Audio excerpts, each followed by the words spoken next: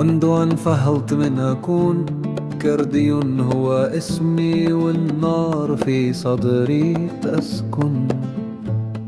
حياة محطمة، طريق مملوء بالامتحان، لكنني من حنيت يوما ومن كسر الزمن.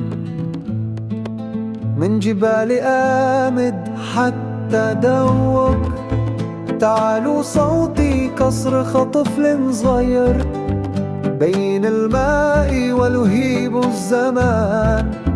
أصرخ بدم لا زال يثور، أمسك حلمي بين راحتي وسط الحرب وطول الانتظار. بين دمعاتي ونبض من فرح، الحرية لا تمحى ولا تنهار. تلك الليالي السوداء والذكريات مخمة نور الحياة فينا، وإن كان الحلم قصيرا فسيغدو في الغد يؤينا.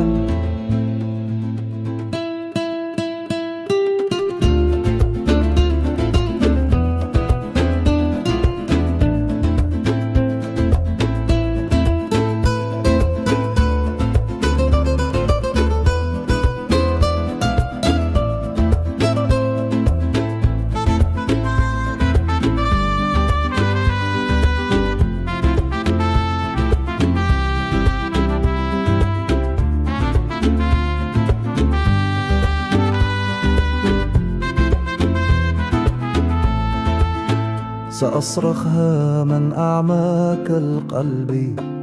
الشعب الكردي لا يرضى الصمت، على أرضه سيرفع الصوت عاليا، ونفس الحرية سيولد ويضيء.